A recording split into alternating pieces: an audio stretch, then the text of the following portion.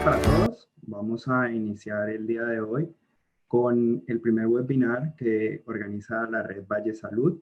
Este es un espacio en el que reafirmamos el compromiso que tienen nuestras instituciones de salud con el suroccidente colombiano. Hace parte de proyectos como el seminario y simposio que hemos venido organizando, y la idea es poder tener estos espacios cada 15 días donde trataremos diferentes temas.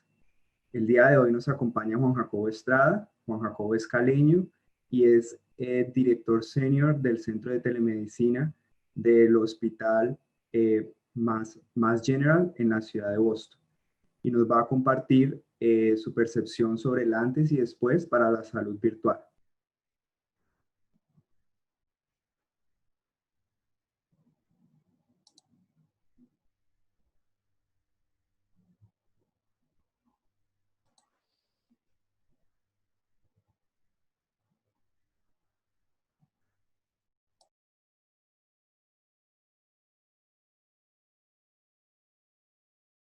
Compartir la pantalla.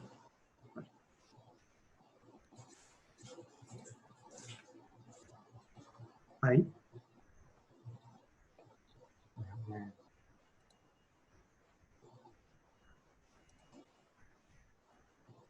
Ya.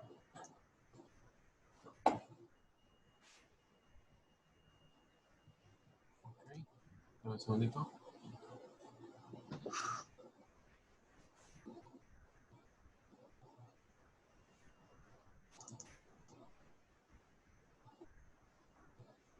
Ok, perfecto. ¿Ven la pantalla?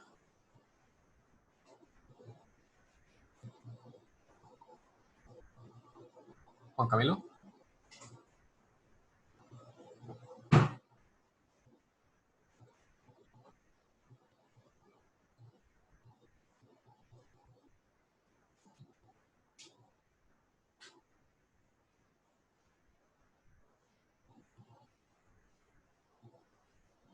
¿Me confirmas, porfa, si se ve la pantalla?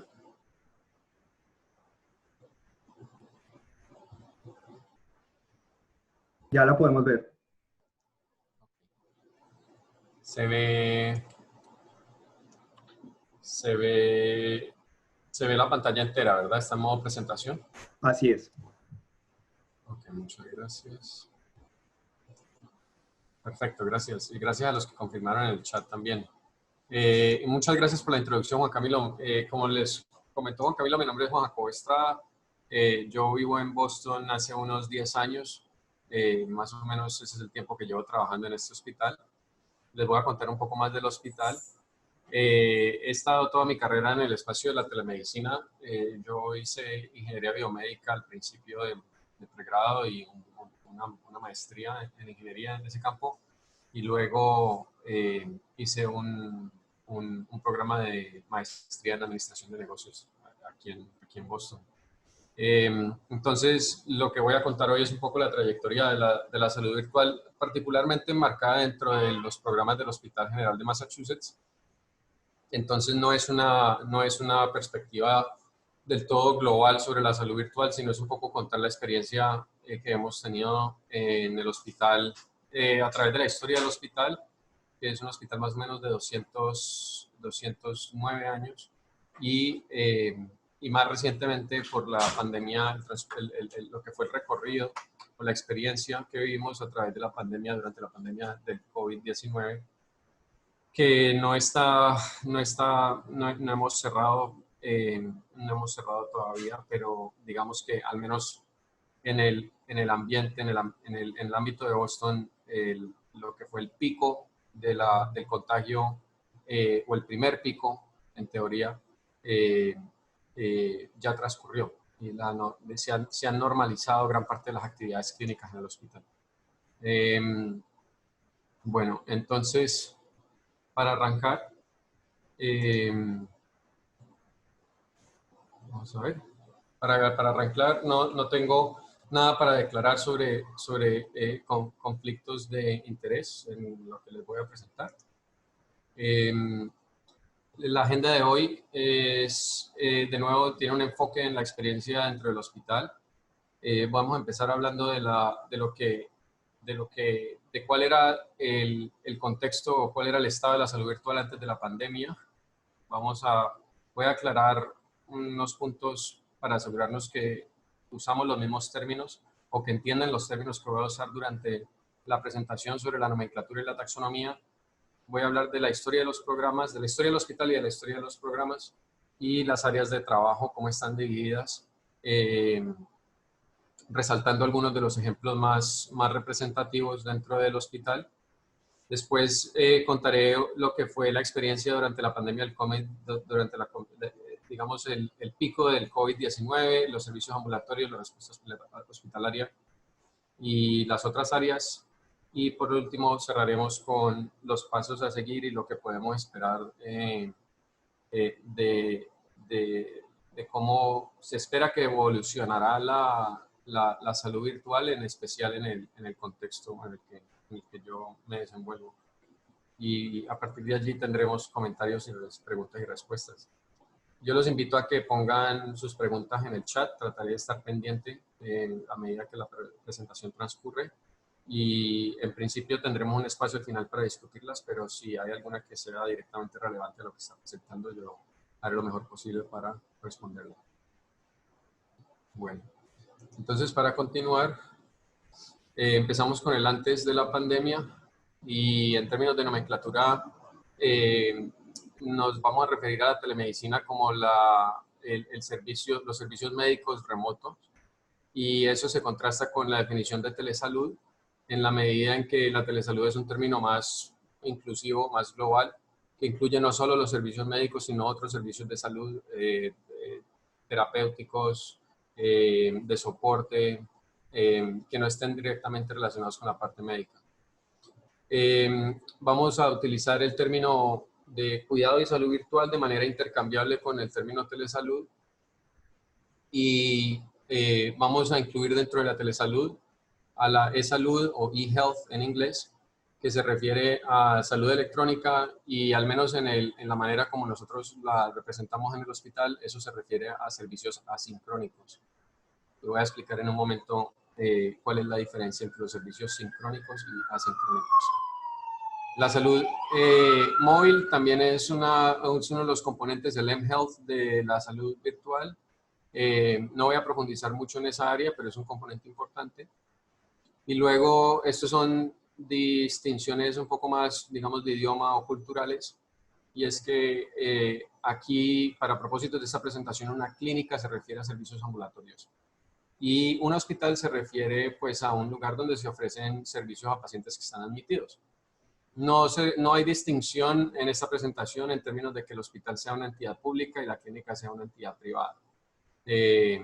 Sencillamente, clínica se refiere a operación ambulatoria y hospitalaria se refiere a operación hospitalaria. Y luego hay una distinción también entre la consulta y la interconsulta y la visita.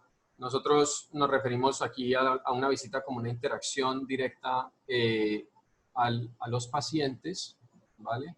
Luego la consulta se refiere a la interacción entre dos proveedores de salud.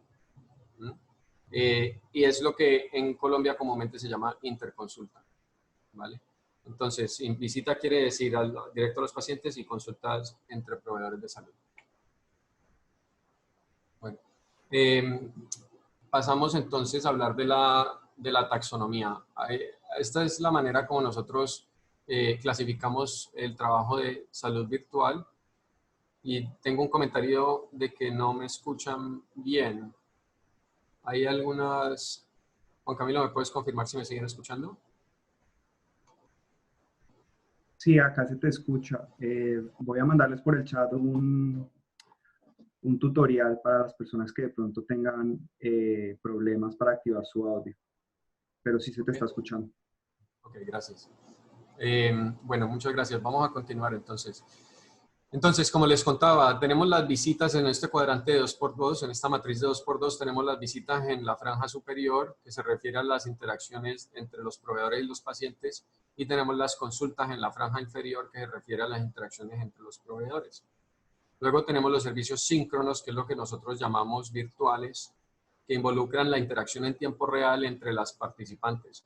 Y eso se puede dar por videoconferencia como esta reunión o se puede dar por teléfono con la revisión de la información clínica apropiada.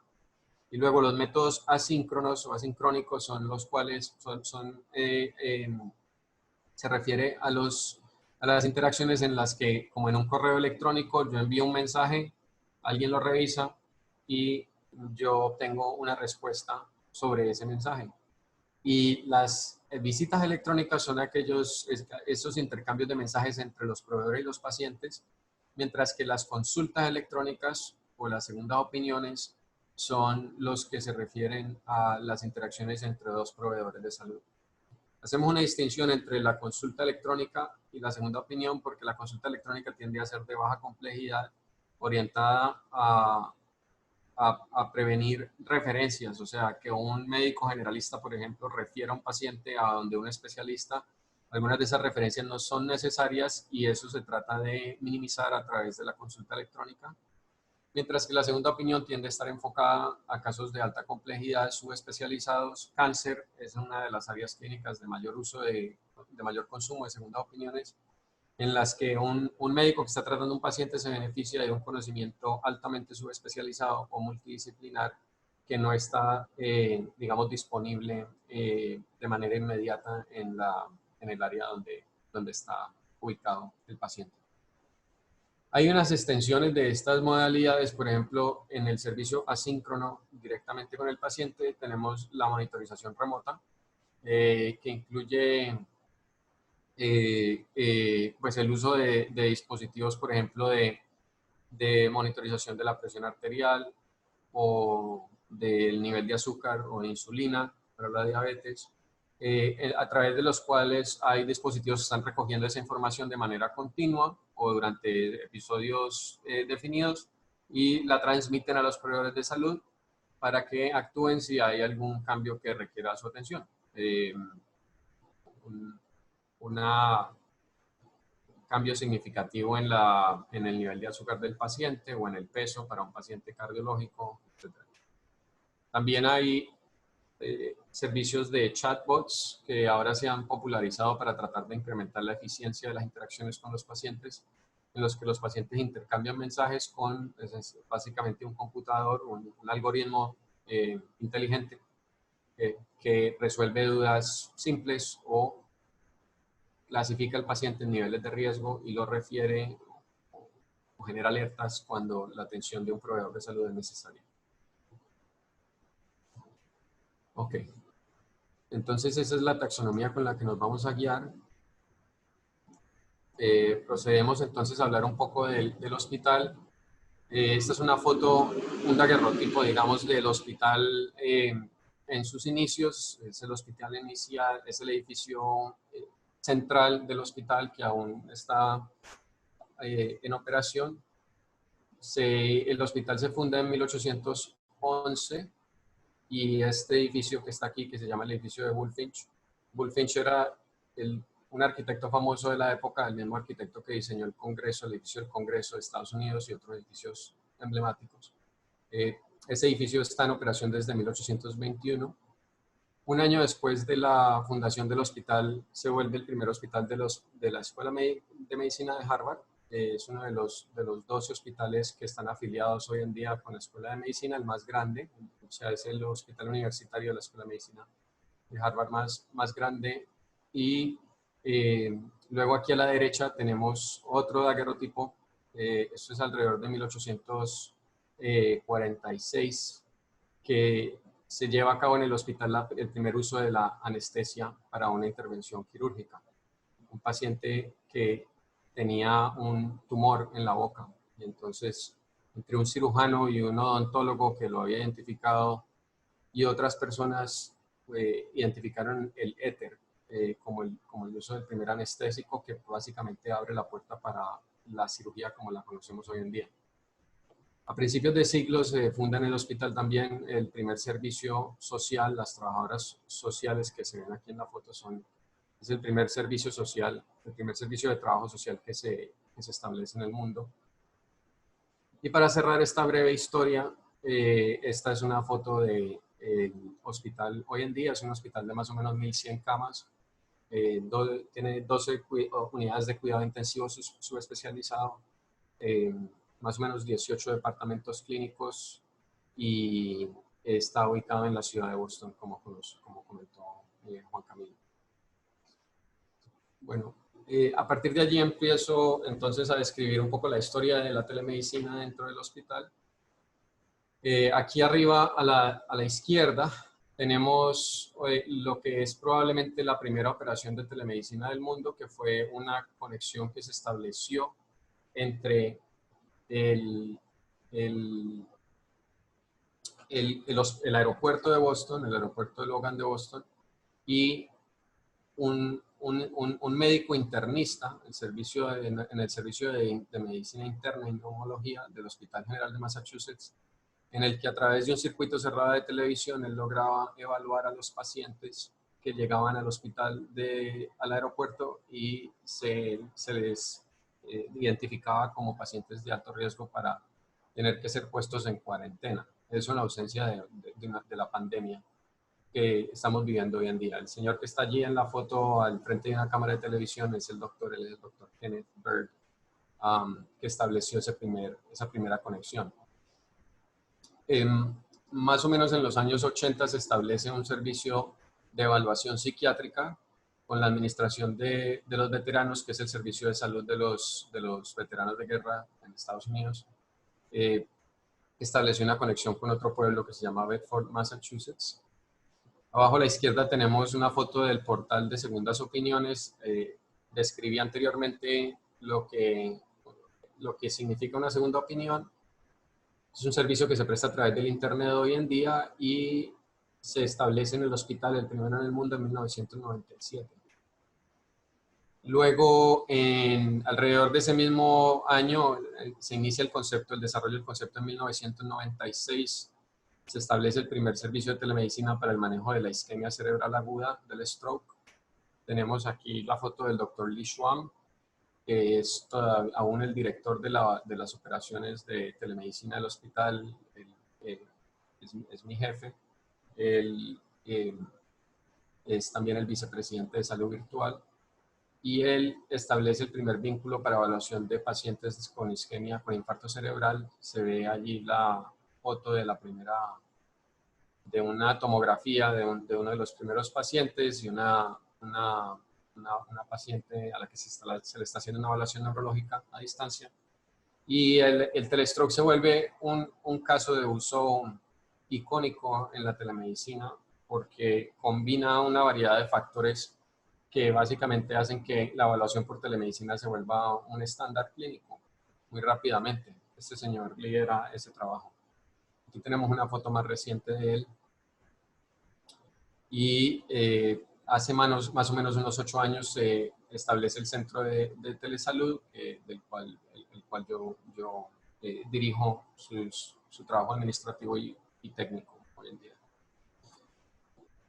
Bueno, para contarles un poco entonces dónde estaba el hospital antes de la crisis del COVID, a grandes rasgos nosotros hacíamos más o menos 40.000 interacciones de telesalud, esto es el año 2019, y para anclarlo en el esquema de la estructura que describí anteriormente, teníamos más o menos 8.000 consultas, unas 10.000 visitas virtuales, o sea, 8.000 interconsultas o consultas entre proveedores de salud, consultas formales, 10.000 visitas virtuales a los pacientes, más o menos casi siempre en sus casas, unas 11.000 visitas asíncronas entre los pacientes y los proveedores y unas 10.000 consultas entre proveedores de salud asincrónicas, en las que de nuevo un médico generalista pide a un médico especialista que revise un caso y recomiende si es necesaria una referencia o no.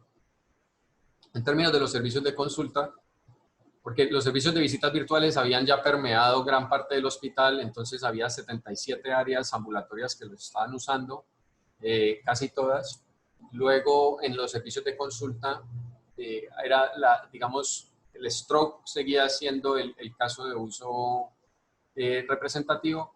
La psiquiatría también había ganado bastante tracción y luego había otros servicios más incipientes como la medicina neonatal, el cuidado intensivo, el servicio de quemaduras, la oncología, la medicina de emergencias.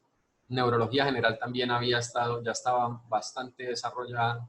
Voy a expandir un poco sobre esto. Medicina para la obesidad, dermatología, radiología e interpretaciones electroencefalográficas. Las visitas virtuales que consisten de nuevo en la interacción sincrónica por videoconferencia entre los pacientes y los médicos, es un poco lo que estamos viendo en Colombia, que también ha ganado muchísima adopción durante la crisis del COVID. A nosotros nos dieron muestras de incrementar la eficiencia, el acceso y la satisfacción en un ambiente de menor costo desde los inicios del programa en el 2014. Nosotros lo que hemos observado en este campo es que para los pacientes básicamente hay un alto nivel de satisfacción. Los pacientes se sienten escuchados, se sienten que los proveedores de salud pasan suficiente tiempo con ellos, que están a tiempo y que es fácil entenderlos. Y lo más importante que yo resaltaría es que, muy diferente a lo que ocurre con la visita telefónica, los pacientes sienten que vieron al médico. Es comparable la experiencia así el paciente siente la interacción y la experiencia de manera muy similar a lo que perciben cuando vienen y ven al médico en la clínica o en el hospital, ¿sí? Ese no es el caso con las interacciones telefónicas. Entonces, para nosotros eso fue importante. Luego, nosotros hicimos un análisis, esto fue particularmente en neurología, básicamente una clínica de servicios ambulatorios, en el cual se determinó que, comparando dos grupos de pacientes similares, lo que se llama dos cohortes similares, antes de que los pacientes, un grupo que participaba en las visitas virtuales y otro que no, se determinó que el grupo que participaba en las visitas virtuales básicamente disminuía la utilización o la necesidad de visitas en persona en la clínica durante un tiempo de más o menos 2 años después de que el paciente empieza a participar. Entonces lo que vemos es que antes del registro, el paciente, los dos grupos, el de las visitas virtuales y el de las no visitas virtuales, tienen una tasa de utilización de las visitas en persona dentro del hospital, no las no virtuales, muy similar. Y una vez empiezan a usar el sistema virtual básicamente reemplaza algunas de las visitas en persona para los pacientes que están participando en el programa virtual, mientras que los pacientes que no están participando siguen utilizando los servicios presenciales de la misma manera. Entonces, la razón por la que esto es importante es porque esto básicamente sugiere que a través de la implementación de los programas de visitas virtuales hay una disminución en la necesidad de que los pacientes vengan en persona. Parte de las aprehensiones, de los temores de los que pagan por los servicios de salud es que la implementación de la salud virtual se traduce directamente a un incremento del costo y a un incremento de la utilización. Entonces, lo que vimos aquí es que había una disminución parcial pero significativa de la utilización de servicios en persona, lo cual se puede traducir, si estos programas se implementan correctamente, una reducción también en el costo. ¿Sí? Esto de nuevo en el ámbito de un servicio especializado, de un servicio de especialistas. Cubrimos anteriormente los ejemplos de las diferentes áreas clínicas de los servicios de consulta. Entonces voy a pasar a presentarles una imagen de cómo se ve esto en la práctica. Esta es una consulta virtual en una sala de cuidado intensivo neonatal y el médico con el estetoscopio y su colega están brindándole cuidado al bebé, mientras que está la especialista conectada remotamente y está participando activamente del proceso a través de lo que se llama un CAR de telemedicina, un carrito de telemedicina. Esto básicamente es una pantalla con un sistema de videoconferencia de alta calidad que le permite controlar la cámara remotamente y un sistema de sonido también de alta calidad que le permite participar. Nosotros usamos tres tecnologías. Típicamente usamos 3 tecnologías para los servicios de interconsulta, de interconsulta virtual, de consulta virtual, que son un sistema de documentación que hemos desarrollado internamente que ayuda a coordinar los equipos, el equipo que está recibiendo el servicio o pidiéndolo y el equipo que lo está brindando, a documentar los casos y asegurarse de que la información clínica, la documentación clínica se hace disponible para todos los que la necesitan. Y muy importante, dos otras funcionalidades que brinda este sistema es que permite que se activen los sistemas de soporte de manera muy conveniente y muy expedita para los médicos, para los proveedores, lo cual es importante porque en estos sistemas pues la comunicación depende de la robustez del sistema de videoconferencia y de transferencia de imágenes radiológicas y otros aspectos. Y por último, permite una gestión muy efectiva de la calidad clínica. En el hospital en el que yo trabajo, la calidad clínica es el mantra que define los servicios, y entonces la gestión del impacto del servicio clínico permite la cuantificación de variables de calidad y de manera muy importante también el impacto clínico del servicio, lo cual es lo que justifica los costos que pueda tener el servicio. Entonces, voy a expandir un poco más sobre ejemplos específicos, pero básicamente monitorizar las variables es muy importante.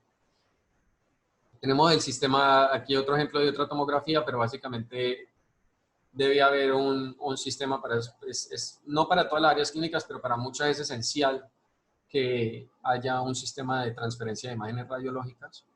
Y por último, el sistema de videoconferencia, que es el carrito que mostramos en la diapositiva anterior.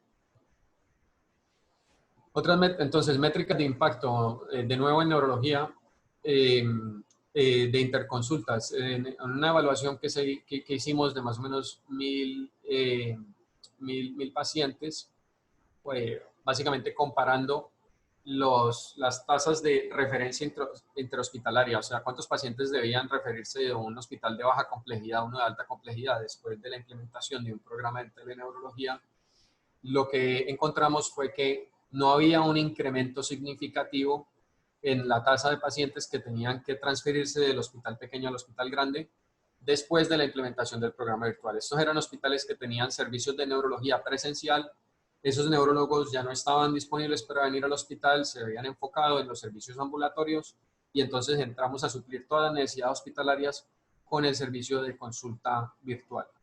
No detectamos ningún incremento que fuera estadísticamente significativo en la tasa a la cual se estaban refiriendo esos pacientes, es decir, los pacientes permanecían en el hospital de baja complejidad con la misma frecuencia antes y después de la implementación. Sin embargo, la longitud de la hospitalización se redujo más o menos en un 33%, dado que es mucho más expedito para el especialista estar disponible y ver al paciente y brindar una recomendación sobre el plan de cuidado clínico que si lo está haciendo virtualmente, así, al menos en la manera como operamos aquí, no es atípico que el especialista tenga que salir de la oficina o de la clínica ambulatoria, desplazarse al hospital, hacer la evaluación del paciente. Entonces, eso tomaba el retraso típico era de 9 horas entre la petición de la consulta y el llevarla a cabo virtualmente. Esa ventana de tiempo se redujo a 3 horas. Ahora estamos acercándonos a 1 hora de retraso entre que se pida el servicio y se complete el servicio. Aquí tenemos, enfocándonos también, gran parte de este trabajo es en neurología porque es una de las áreas más desarrolladas, entonces es una de las áreas que más se ha prestado para hacer evaluaciones de calidad y de impacto. Pero básicamente lo que podemos ver aquí es en la parte inferior izquierda es el mapa de la red de teleneurología del hospital. Se cubren más o menos 24 hospitales con servicios ya sea para la isquemia cerebral aguda o para todas las necesidades de neurología de estos hospitales. Tenemos más o menos unos 8 hospitales más que entran a la red este año. Esto brinda acceso a 6 millones de residentes de esta área geográfica a hospitales dentro de lo que aquí se llama un condado, que es básicamente la ciudad o el pueblo en el que viven, por ponerlo en términos sencillos. Se prestan más o menos unas 7.000 consultas al año, al menos esa era la tasa del año pasado. 2000 y punta de esas sobre específicamente isquemia cerebral aguda, más o menos unas 2600 sobre neurología general, y luego estaban los servicios directo a paciente, sobre los cuales voy a elaborar un poco más adelante. También teníamos un servicio de cuidado neurointensivo a una sala de cuidado neurointensivo de 10 camas en Oklahoma, un estado bastante lejos, la distancia más o menos puede ser entre Cali y el Perú. Y luego tenemos también un servicio de interpretación de estudios encefalográficos, electroencefalográficos a distancia. Estaba haciendo más o menos 200 casos al año. Básicamente, porque en especial el programa de stroke habilita la retención de pacientes. Yo les comenté, el programa de neurología mantiene la retención de pacientes constante, pero básicamente disminuye la longitud de la hospitalización. El programa de stroke se comporta de una manera muy distinta y resulta en un incremento muy significativo, más o menos 3 veces la tasa de retención de pacientes en el hospital de baja complejidad. Stroke es una palabra que en inglés describe la isquemia cerebral o el infarto cerebral, entonces yo la uso de manera intercambiable, espero no estar confundiendo a nadie. El programa de stroke, en cualquier caso, genera ese incremento muy significativo en la retención de pacientes, y al menos como está estructurado los pagos en Estados Unidos, esto se traduce a varios millones de dólares para estos hospitales, dada el incremento en la tasa de retención. Lo otro que se logra a través de esos programas es, por ejemplo, en el caso también de stroke, se detectan de manera mucho más efectiva los pacientes que requieren intervenciones avanzadas. Hay una terapia que se llama trombectomía endovascular, a través de las cuales unos especialistas pueden, a través de un catéter, mecánicamente extraer el coágulo de sangre que está interfiriendo el flujo en el cerebro. Entonces, ellos evaluar los pacientes que son realmente candidatos para esa terapia no es fácil, y no es algo no es una evaluación que típicamente está disponible en centros de baja complejidad, y a través de estas redes se incrementa altamente la eficiencia con la cual se hacen esas evaluaciones y se identifican a esos pacientes. Los pacientes que califican tienden a ser una proporción muy pequeña de los pacientes totales, pero esos son los strokes, esos son los infartos más devastadores, son los que matan la mayor cantidad de pacientes. Por último, hay otros tratamientos que, bueno, les comenté, la tasa de retención de los pacientes en general es muy alta a través de estos programas. En nuestro caso es 85% de todos los pacientes, stroke, neurología general, etc. Y muchos de esos pacientes reciben además el tratamiento para el stroke.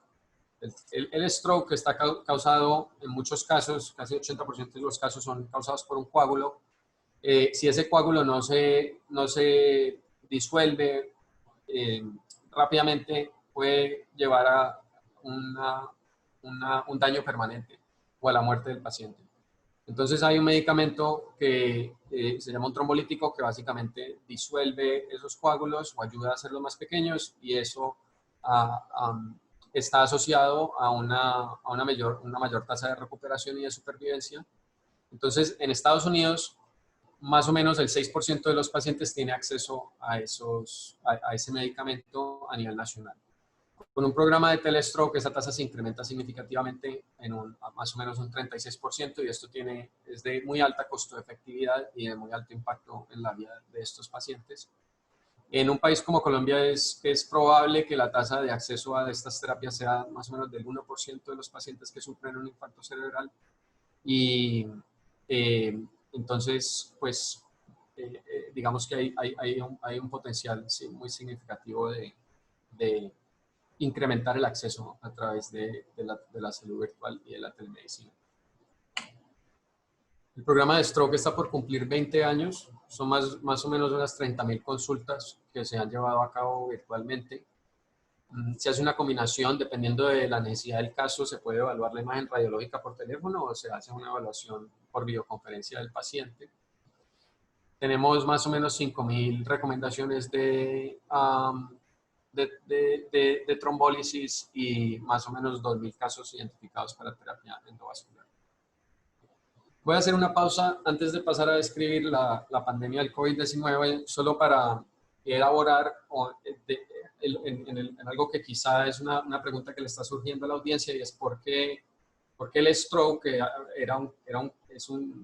sido un caso representativo para la telemedicina, no el único de ninguna manera, pero ha sido un caso muy importante, y básicamente se reduce a que hay una premura de tiempo para evaluar estos pacientes, ¿verdad?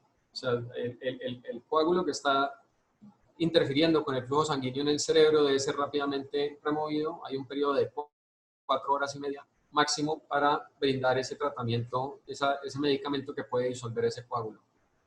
La evaluación de los pacientes es altamente compleja, es altamente, digamos, detallada. Si la hace un especialista, el mismo medicamento que puede ayudar a estos pacientes, si el infarto no es isquémico, no está causado por un coágulo, sino que es una hemorragia, ese mismo medicamento tiene la posibilidad de lastimar a ese paciente, posiblemente también de matarlo. Entonces, la evaluación es una evaluación de alto riesgo, y en la evaluación del stroke hay muchas sutilezas que fácilmente se le escapan a un médico no entrenado en esa subespecialidad, y en especial a un médico de una sala de emergencias. Entonces, y por último, cuando a los pacientes se les retiene, como comenté, al menos en el modelo económico de Estados Unidos, eso se traduce a unos pagos significativos por la admisión de ese paciente. Entonces, básicamente se combinan la premura del tiempo, la asimetría en el expertise, porque está escasamente disponible en los hospitales de baja complejidad y muy altamente concentrada en hospitales de alta complejidad, el valor de la evaluación por videoconferencia del paciente, y por último el impacto económico. Entonces ha sido como una tormenta perfecta, o era una tormenta perfecta sigue siendo, pero ahora hay otros cada vez más casos, obviamente, de éxito de salud virtual, pero históricamente ha sido una tormenta perfecta para el desarrollo de estos programas. Bueno, pasando entonces a la pandemia del COVID, nosotros básicamente categorizamos los objetivos clave para la respuesta del COVID en 4 áreas. La primera era tratar de mantener los servicios para los pacientes no COVID de la mejor manera, asegurándoles el acceso a los pacientes, a los proveedores ya establecidos. Preservar y proteger la fuerza de trabajo clínico, tratando de minimizar el contagio. Luego, reducir el volumen de las preguntas de salud, tratando al máximo de permitir que los proveedores de salud se enfocaran en la respuesta a la pandemia. Y luego, mantener a los pacientes y a los proveedores en sus casas. Entonces, en la medida en que los servicios pudieran ser brindados con el paciente o el proveedor, o ambos, en su casa, estábamos básicamente habilitando o facilitando el distanciamiento físico. Entonces, estos objetivos se tradujeron a cuatro herramientas. Básicamente, las consultas, los servicios proveedor a proveedor incluyeron las consultas virtuales, como mostré, que fueron los programas como el Stroke que describí anteriormente, pero ahora enfocados a áreas como enfermedades infecciosas, neumología, cuidado intensivo. Luego, las rondas virtuales, que básicamente fue el uso de un sistema de colaboración para habilitar el distanciamiento entre los proveedores. Les voy a mostrar una foto más adelante, pero los grupos de médicos y enfermeras y terapeutas que hacen las rondas en las unidades del hospital en el que yo trabajo son grupos relativamente grandes, y entonces en una pandemia no es razonable que vayan 12, 15 personas caminando pegadas una detrás de la otra, entrando a las salas de los pacientes, y por ende entonces aplicamos un sistema usando Microsoft Teams para que ese grupo se redujera a 1 o 2 personas, y luego las demás estuvieran conectadas virtualmente y pudieran participar del proceso. Luego implementamos también un citófono virtual en la habitación, que incrementó la humanidad del servicio y básicamente ayudó mucho a disminuir el consumo de equipo de protección personal. Un sistema de cuidado virtual urgente, servicios urgentes para pacientes con síntomas de COVID u otras condiciones. monitorización remota hospitalaria. Los pacientes que estaban dentro de la unidad se monitorizaban su saturación de oxígeno y otras variables para tratar de hacer detección temprana de complicaciones. La tercera área, esa fue la segunda área, que fue los servicios directos a los pacientes. La tercera fue los pacientes a otras personas. Muchos de los pacientes que nosotros cerramos, no había visitas en el hospital básicamente. Los familiares ya no podían venir a ver a sus seres queridos. Entonces, cuando los pacientes entraban en un coma, por ejemplo, o estaban inconscientes, o cuando eran pacientes que, digamos, no tenían acceso a recursos, no tenían sus propios celulares, teléfonos inteligentes o tabletas, pues los pacientes quedaban básicamente aislados y muchos pacientes empezaron a morirse solos, sin poder ser vistos o sin poder despedirse, sin que fuera posible que sus familiares se despidieran de ellos. Entonces, lo que hicimos fue montar un programa, un sistema que permitía que esos pacientes se les proveía básicamente una tablet o un teléfono y había un sistema muy sencillo que fue escalado muy rápidamente, que permitía que sus pacientes tuvieran una interacción con sus seres queridos virtualmente. Y por último, la automatización de los procesos por bots. Describí un poco el uso de los chatbots para resolver preguntas sencillas. Entonces, para entrar a contarles un poco los resultados, este es un diagrama en inglés. Los últimos 6 meses, esto fue a principios de junio, los últimos 6 meses de servicios en la red de salud en la que estoy, nosotros pasamos básicamente de hacer,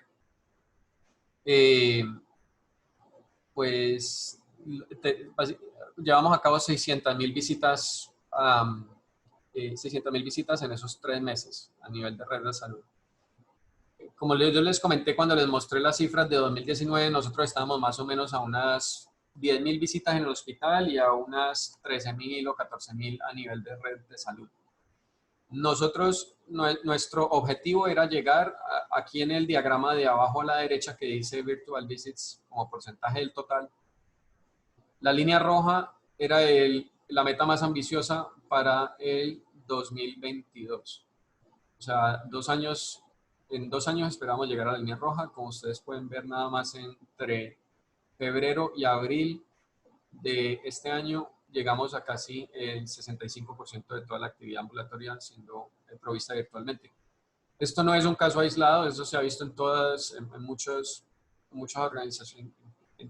organizaciones de Estados Unidos, y aún en Colombia la adopción de las visitas ambulatorias se disparó.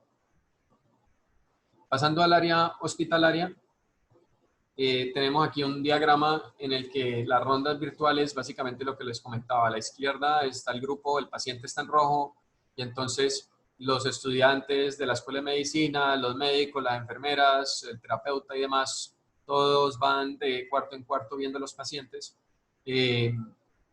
Pasamos a un modelo en el que el paciente, solo un médico y una enfermera, por ejemplo, interactúan con el paciente, el círculo rojo, y a través de Microsoft Teams están conectados con el resto del equipo, los estudiantes pueden seguir participando y eso permite también una delegación del trabajo, porque estas 15 personas en condiciones normales están trabajando, están dividiéndose el trabajo, están escribiendo las notas, están poniendo las órdenes, y pues si durante la pandemia se hubiera reducido todo a 2 personas, hubiera sido difícil llevar todo a cabo. Entonces las conexiones permitían, la interacción virtual permitía que las personas que estaban participando remotamente igual contribuyeran. Aquí podemos ver, este es un ejemplo en el lado derecho de lo que sería una enfermera y una oncóloga, esta es una neurooncóloga y un residente haciendo una demostración de una evaluación que están transmitiendo por el celular. En realidad, gran parte de la interacción con el equipo remoto se lleva a cabo del portátil que se ve en la foto, y en una sala, en otra parte del hospital, con otra gente además conectada desde su casa, están participando los otros residentes, los terapeutas, la farmacóloga, etcétera, manteniendo la distancia entre ellos. Bueno, Entonces, ese fue el ejemplo de las rondas virtuales. Aquí se ve también en el lado derecho de la diapositiva. En el lado izquierdo estamos haciendo el diseño inicial de lo que se llamaba el citófono virtual en la habitación, que fue quizá el programa más crítico durante la pandemia, que se reduce en términos, digamos, sencillos. Es un sistema de videoconferencia que siempre está encendido y es un iPad que se conectó a una de estas estructuras para el suero y para los fluidos intravenosos. eh, y el paciente no tiene que contestar ni nada, sino que la enfermera o el médico de planta puede llamar desde afuera, interactuar con el paciente o ver cuando está durmiendo o ver lo que quieran hacer, lo pueden hacer desde afuera sin tener que entrar todo el tiempo. Entonces, muy sencillo, pero digamos que rápidamente nosotros pasamos de esa prueba que hicimos ese día, que era solo un iPad, a más de 2.000 iPads que fueron básicamente entregados a los 10 hospitales de la red de salud. Más o menos 1.200 de esos estaban en el hospital en el que yo trabajo y permitieron que el trabajo clínico se llevara a cabo con un poco más de distancia, pero al mismo tiempo con un poco más de humanidad, porque si ustedes piensan en un paciente de COVID que se admite a una unidad, pues ese paciente no va a ver nunca a nadie sin una máscara y sin todo un traje de protección, una careta. Entonces esto permitía que los pacientes pues vieran a sus médicos, a sus enfermeras sin les pudieran ver la cara y los vieran sonreír y demás. Para alguien que está admitido 3 semanas en un hospital, eso puede hacer una gran diferencia. Por último está el servicio de lo que nosotros llamamos Patient Connect, que es similar, pero básicamente eran unas tabletas que estaban flotantes, podían ser utilizadas por quien las necesitara y permitían a los pacientes conectarse con sus familias en un ambiente en el que no se permitían visitantes. Una cosa para resaltar aquí es que, por ejemplo, nosotros en un día normal en el hospital podemos tener el 10% de los pacientes que no hablen inglés. El COVID no ha afectado a todas las comunidades de la misma manera y ha sido particularmente dura la pandemia en comunidades vulnerables. Entonces, en Estados Unidos eso se traduce a comunidades de color, a comunidades inmigrantes, a comunidades que no hablan inglés, muchísimos hispanos. Entonces, nosotros pasamos a tener un censo de más o menos 40% de los pacientes admitidos con COVID eran pacientes hispanos que no hablaban inglés. Y los sistemas típicamente están todos en inglés, entonces pueden dejar aisladas a estas comunidades que no hablan el idioma. Y el portal que permitía que los familiares se conectaran a sus pacientes, rápidamente se diseñó para que tuviera las instrucciones, que eran muy sencillas, pero importantes, en 5 idiomas diferentes, español siendo el más importante. El sistema de Patient Connect que permitía que los pacientes se mantuvieran conectados con sus familias, habilitó, entre otras cosas, y esto se refiere de nuevo a la importancia de la humanidad en el servicio, a que un paciente que llevaba con su pareja 50 años, se casara antes de morir, unos 4 días antes de morir, con su pareja, con la persona con la que llevaba más o menos 50 años, y el matrimonio se ofició virtualmente, participaron las familias que estaban en diferentes partes de Estados Unidos y demás. Luego aquí tenemos una foto adicional. Como pueden ver, la tecnología en sí no es, o digamos lo que ve el paciente es relativamente sencillo. Un iPad, los sistemas de videoconferencia pueden ser Zoom, Video, Microsoft Teams y demás. El truco está en cómo se habilitan estos servicios para que escalen, para que haya miles de estos sistemas que básicamente resuelvan las necesidades clínicas de una manera intuitiva para los usuarios y de una manera que permita una experiencia y un impacto más o menos como conté en un área diferente, pero para hacer la analogía, como describí que era el impacto de los servicios de consulta virtual. Nosotros hemos reportado este trabajo. Esta es una publicación que tenemos en una revista de alto prestigio que se llama The Lancet, que es inglesa. Y hubo otras publicaciones sobre este trabajo que les estoy presentando aquí. Este fue en otra revista que se llama Nature, Medicina Digital. Bueno, para empezar a cerrar, entonces, ¿qué nos podemos esperar después del COVID? Unas observaciones generales.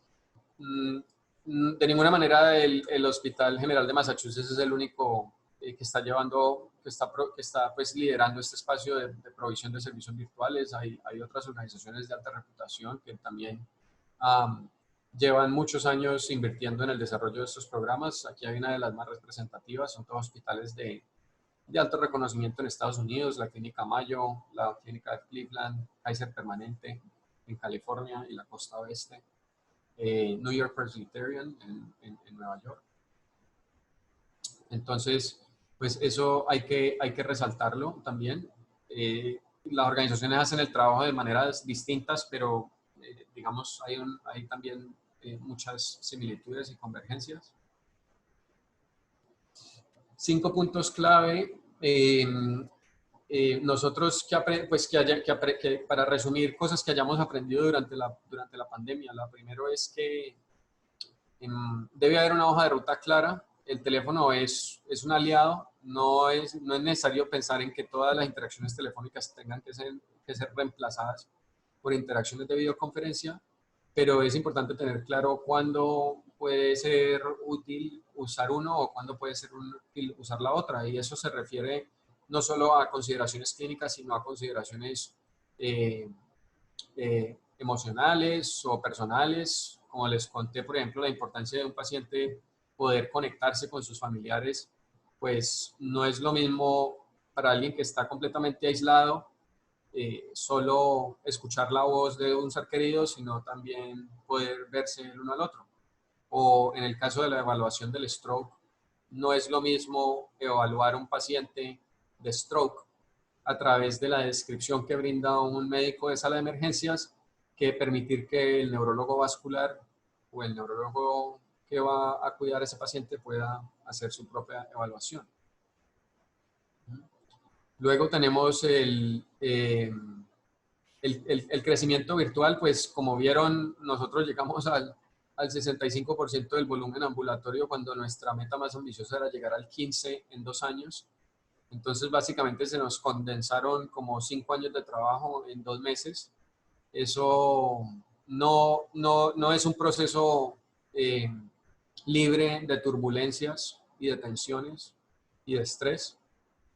La cantidad de cambio que se forza en el sistema es significativo, y hay que pues tener estructuras de gobernanza, de relaciones, de costos significativas. Yo les hablaba de 2000 iPads. Nosotros usamos iPads porque son tablets que se prestan muy bien para la gestión remota de incidencias técnicas, y pues un iPad vale varios cientos de dólares, entonces son varios cientos de miles de dólares lo que cuesta nada más la infraestructura de los dispositivos para los pacientes y para los proveedores.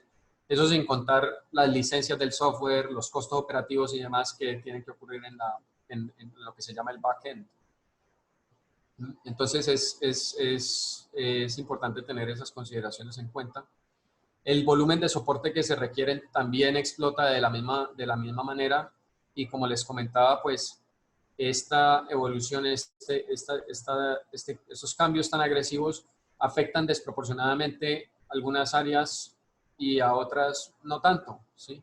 Entonces, el permitir que los pacientes, ahora que gran parte del cuidado se brinda virtualmente, pues no todos los pacientes tienen acceso a dispositivos móviles, no todos los pacientes tienen acceso a una conexión de internet de calidad, no todos los pacientes están en posición para consumir, por ejemplo, aquí los servicios en inglés. Hay pacientes que solo hablan español, hay pacientes que solo hablan portugués, solo hablan chino, solo hablan árabe.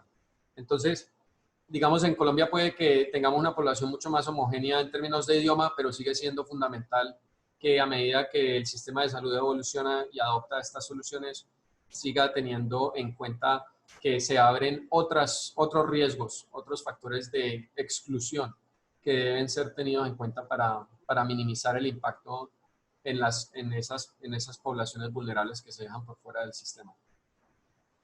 La priorización clínica,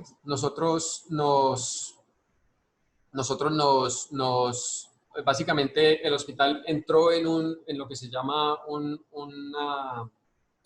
el comando de incidentes hospitalario, que es una estructura alternativa en la que ya el hospital no está bajo el control del presidente y de los vicepresidentes y los jefes de servicio, sino un comité que, digamos, siempre está allí latente para responder a situaciones de muy alto estrés como una pandemia. Nosotros en Boston tuvimos un ataque terrorista durante la maratón hace unos 6, 7 años. Ese equipo de incidencias entra y toma el control de la operación clínica durante estas crisis, y fue un periodo muy largo en el que ellos estuvieron al mando, y eso básicamente establece una estructura cuasi militar en la que todo el mundo responde a esa estructura central que está coordinando la respuesta. Entonces, esa estructura es la estructura que dictó cuáles eran las áreas clínicas que se debían priorizar, si los iPads se entregaban primero a los neurólogos o a los neurocirujanos o a los internistas o a los intensivistas, cuáles eran los servicios de las soluciones que yo mostré, cuáles eran las de mayor prioridad, cuál era el nivel de riesgo que estábamos tomando por adoptar estos servicios de manera tan rápida, no solo de riesgo de que pueda haber incidentes tecnológicos, sino riesgos de todo tipo, de práctica clínica, legales, etc. Entonces es muy importante que haya un sistema de priorización claro. Y luego tenemos una estrategia de balanceo, como les conté, un poco conectado a lo de la priorización clínica entre los riesgos y el acceso a las herramientas virtuales y las implicaciones económicas, legales, sociales. Este es un recuento de McKinsey a nivel más general, ¿sí? Para cerrar un poco saliéndonos del marco del hospital. McKinsey es una firma consultora de muy alta reputación a nivel global, y McKinsey estima que el 11% de los consumidores en Estados Unidos usaba la salud virtual en el 2019, y eso llegó básicamente en el estudio al 46% lo utilizaron durante la pandemia, y el 76% están ahora interesados en seguirlo utilizando en el futuro. Entonces, en estos 3 meses ha habido un cambio muy drástico digamos, en lo listos que están los consumidores para consumir este tipo de servicios. En términos de los proveedores, el incremento en el número de sistemas de salud, de prácticas clínicas, es más o menos del 50, más o menos un multiplicador de entre 50 y 175, o sea, 5.000 a 17.500%, ¿sí? Y en adición, pues ya más de la mitad de los proveedores de salud están, digamos, lo ven de manera favorable, y el 65% se sienten cómodos usándolo. Ahí está el link para la referencia del reporte, si alguno está interesado. Y en términos económicos, lo que McKinsey anticipa es que, digamos, en Estados Unidos es más o menos 1.250, son 1.250 millones de dólares. 1.250 billones de dólares en Estados Unidos, pero un billón en inglés es diferente a un billón en español.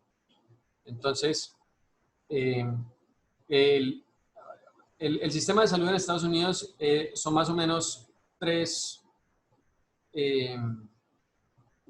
estoy tratando de convertir los dólares a pesos, pero me voy a quedar en dólares y hacerlo en términos de billones en inglés. Un billón en inglés son 1.000 millones, no 1.000.000 de millones como en español.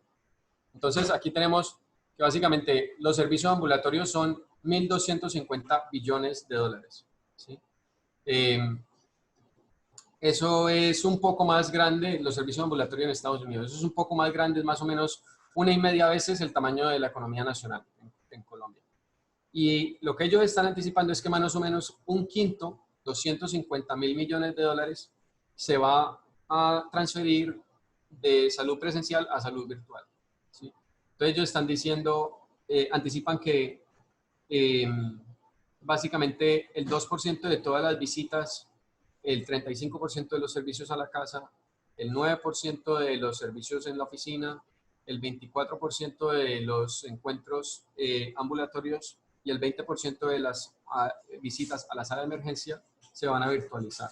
Es más o menos un quinto, 250.000 millones de dólares dentro de los próximos 18 meses, lo cual pues es un cambio muy drástico y rápido en el paradigma de cómo es el cuidado virtual.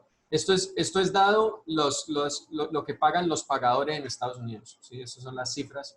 En este momento antes de la pandemia pagaban muy poco, pagaban de esos 1.250 millones de billones de dólares, eran casi todos en salud presencial, y ahora un quinto de eso va a pasar a la salud virtual. Entonces estamos prestos a la continuación, digamos, de esta explosión.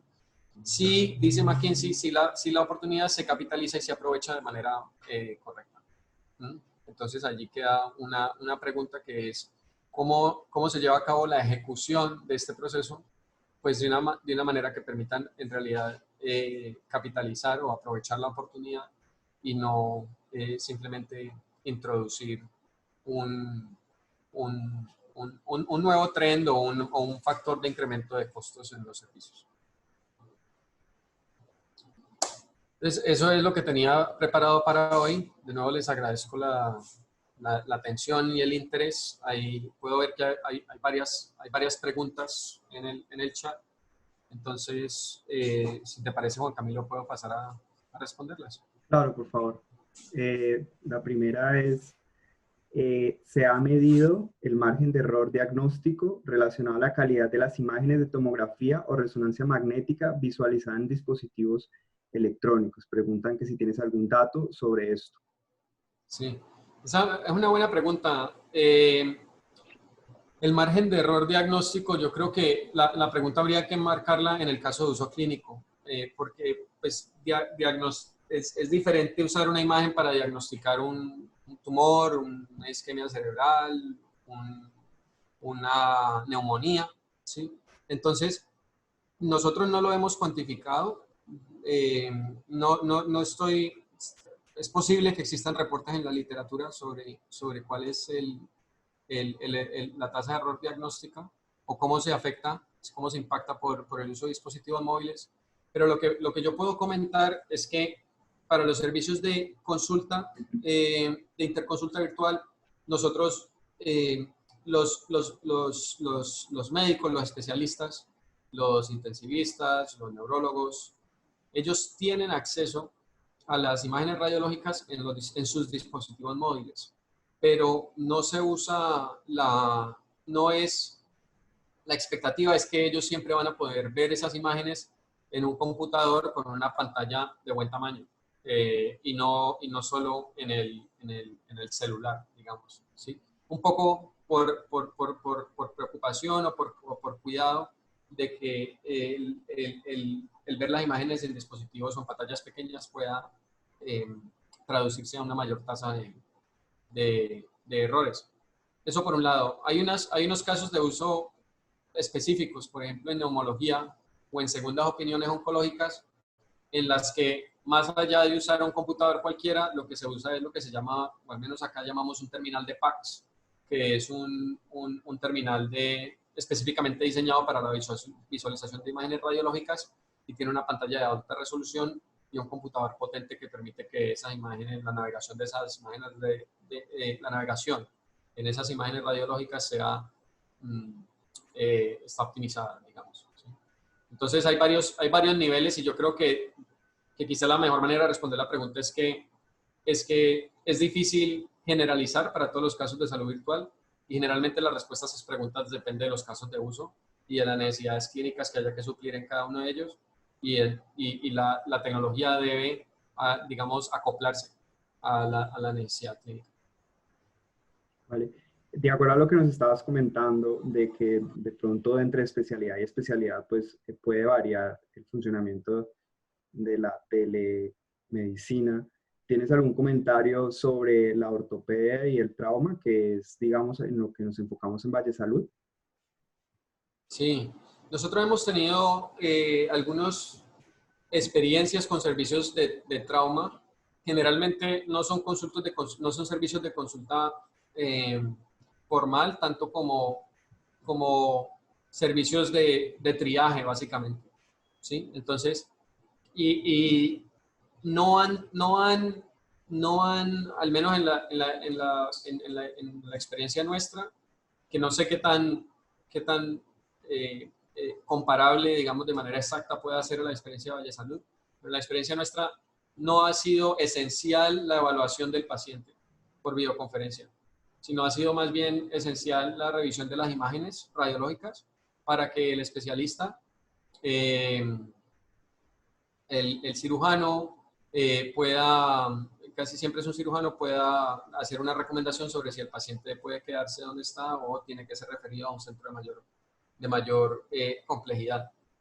El área de trauma donde quizá puede haber espacio para una consulta más formal es el trauma, es lo que se llama en inglés mild traumatic brain injury, que creo que se traduciría asalto o lesión cerebral traumática mediana, ¿sí?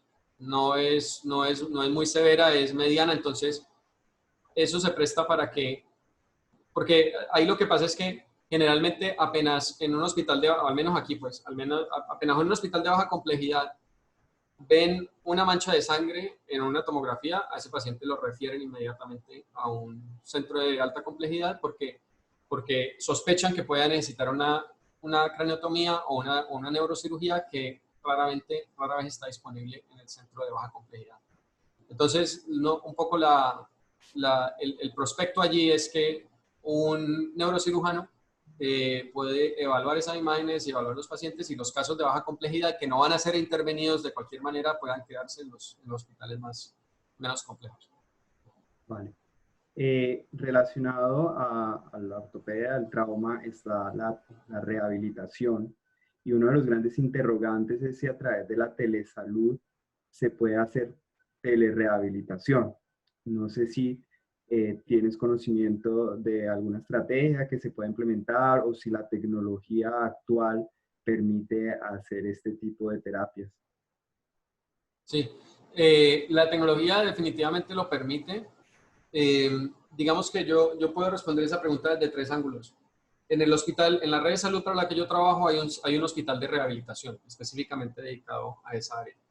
Y se llama el Spaulding Rehab Hospital y está aquí en Boston. En ese hospital, la adopción de visitas virtuales ha sido significativa. Entonces, los médicos de rehabilitación, aquí se llama medicina física y de rehabilitación, han por un tiempo considerable, unos 2 años diría yo, han brindado visitas virtuales a algunos de sus pacientes y con un nivel de satisfacción positivo. Luego, no estoy al tanto de servicios por parte de terapia física, eh, eh, de servicios virtuales por parte de los equipos de terapia física en mi sistema de salud. Lo cual no quiere decir que no sea una posibilidad, porque ya de manera anecdótica, ¿sí? Sabiéndome un poco del campo profesional, la esposa de un muy buen amigo mío que vive cerca de Miami, ella es terapeuta física y ella tiene una práctica, una clínica, y todo su trabajo lo ha transferido exitosamente a servicios virtuales. Entonces ella está brindando todos sus servicios de rehabilitación de manera virtual, le explica a los pacientes cómo hacer los ejercicios, digamos, los pacientes pueden pedir algunos de los implementos, los compran en Amazon o los compran en Internet y ella sigue haciendo las terapias remotamente. Entonces, digamos que conozco al menos un caso en el que ha sido exitoso, pero no tengo conocimiento de a nivel de sistema donde yo trabajo que se haya sido adaptado. Perfecto. Y para finalizar, durante tu intervención hablaste un poco de Colombia, pero nos gustaría conocer un poco más sobre la percepción que tienes del estado actual de la telesalud en nuestro país. Sí. Voy a tratar de responder la pregunta lo mejor posible. Yo no tengo, digamos, ni de cerca el mismo nivel de conocimiento sobre cuál es el marco regulatorio o el contexto de adopción en el país. Estoy consciente de que hay algunos servicios incipientes y de que el, el, el nivel de adopción se ha incrementado de manera drástica durante la pandemia. Creo que el caso de uso más típico es el de la consulta virtual ambulatoria, eh, lo cual tiene sentido. Creo que el país digamos, por lo que yo entiendo, ha avanzado significativamente en proveer un marco regulatorio. Gran parte de la pelea para que estos servicios sean exitosos es en esa área, es en asegurarse que los servicios se pueden seguir, brindar de una manera, digamos, que se adhiere a las normas, que es legal, porque la tecnología tiende a básicamente destrozar las barreras, ¿sí? Entonces, ya un médico puede ir a cualquier parte y practicar medicina, al menos aquí en Estados Unidos eso es un problema porque la medicina está regulada a nivel estatal. Es como si en Colombia cada departamento tuviera su programa de licencia médica, lo cual no es el caso. En Colombia hay licencia médica nacional. Entonces un médico del Valle puede ir a practicar a La Guajira sin problema. En Estados Unidos eso es un problema, porque yo con mi licencia de Massachusetts no puedo ir a practicar a California sin sacar una licencia en California. Eh, pero entonces, digamos que ese no es el mejor ejemplo sobre cómo las barreras regulatorias son significativas, pero digamos que no deja de ser un interrogante qué es lo que permite la regulación y qué es lo que no permite la regulación, ¿sí? Porque esos programas, yo me enfocaba en el impacto clínico y en la parte operativa, digamos, y tecnológica, pero la parte financiera, la viabilidad financiera de los servicios es igualmente importante, ¿sí? Entonces, ¿de qué manera se conecta el impacto clínico que va a tener el servicio con las implicaciones financieras para que todo sea sustentable al fin y al cabo? Entonces, sin entrar en los detalles, entiendo que Colombia ha avanzado significativamente en su marco regulatorio, lo cual es bueno. Yo he visto algunas regulaciones describen los servicios síncronos, asíncronos, la teleconsulta, eh, y en la medida que esos marcos avancen va a permitir que las organizaciones como Valle Salud y como los otros prestadores puedan adoptar estos servicios de la mejor manera. Creo que en Colombia hay que tener cuidado, dado que el sistema de salud de por sí pues es de muy alto acceso, pero la calidad sigue siendo un objetivo para el sistema de salud colombiano y un objetivo por alcanzar. El enfoque, digamos, es un sistema de salud que opera muy bajo costo, ¿sí? Entonces, si tú ves el costo per cápita del sistema de salud colombiano y lo comparas con el de los otros países del mundo, nosotros tenemos la tasa de gasto per cápita probablemente la más baja de todos los países de la OCDE, que es la organización que aglomera los países desarrollados. Entonces, en un sistema de salud como ese, si esto no se hace de la manera correcta y se traduce a un incremento en el costo, puede directamente entrar a comprometer la viabilidad financiera del sistema de salud, ¿sí? Entonces, yo creo que ese es un área, ese es uno de los riesgos, uno de los retos que tiene la adopción de la salud virtual en Colombia, pero dado que el acceso es robusto, el expertise, la cantidad de especialistas y demás es robusto, yo pues digamos que soy optimista en que se va a llevar a cabo de una manera favorable. Perfecto. Bueno, muchas gracias Juan Jacobo por compartir tu experiencia. Creo que ha sido muy enriquecedora para todos los asistentes. Aprovecho para contarles sobre nuestro siguiente webinar, el cual vamos a hacer el 9 de julio. Estará encargado el doctor Raúl Echeverry, neurocirujano de nuestra red, y el tema es la craneotomía descompresiva y craneoplastia. ¿Cómo, cuándo y dónde? Entonces están todos invitados, pueden obtener mayor información a través de vallesaludips.com/webinar. Muchas gracias, Muchas Juan gracias por Camilo. la invitación, Juan Camilo, y a todos los asistentes una vez más. Buena tarde para todos. Gracias. Bueno. Muchas gracias a todos.